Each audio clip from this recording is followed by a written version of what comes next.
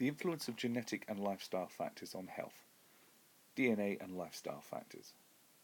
What is DNA? DNA is in every cell of your body.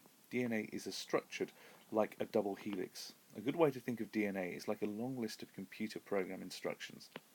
Different instructions are called genes, and each gene has a different function.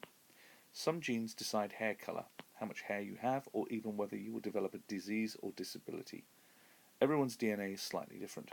Around 99.1% of our genes or instructions are in common with a chimpanzee, our closest relative on Earth.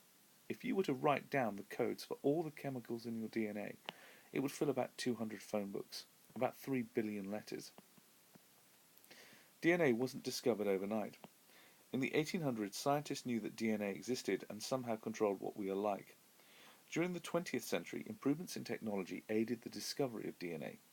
Electron microscopes were developed, which allowed people to see in more detail.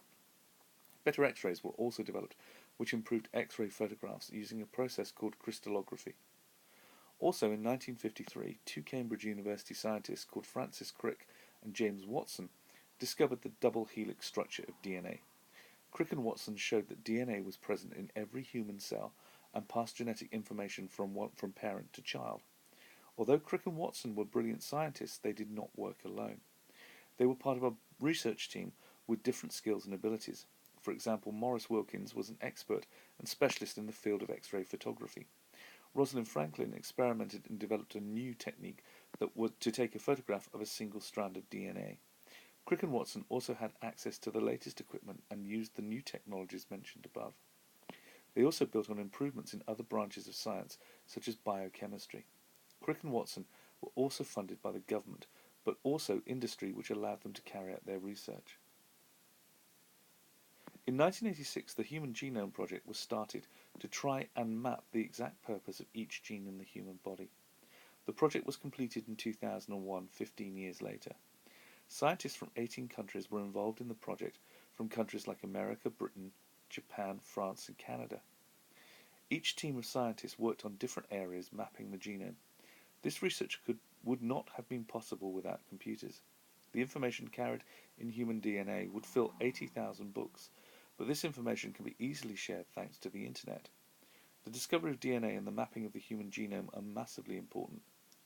Whereas the germ theory could only help doctors prevent illness caused by bacteria, the discovery of DNA meant diseases that have genetic causes can be identified and prevented. Since the discovery of DNA, scientists have been able to identify genes that cause illnesses like some forms of cancer, diabetes, Down syndrome, cystic fibrosis, Parkinson's disease, and Alzheimer's. The discovery of DNA meant that doctors and scientists worked out that some illnesses are inherited, that is, they have a genetic cause, such as Down syndrome and cystic fibrosis.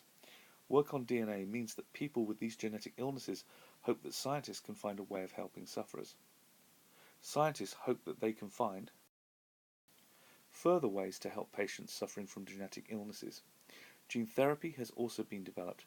This takes normal genes from a donor and puts them into DNA from someone suffering from a disease and disability like cystic fibrosis.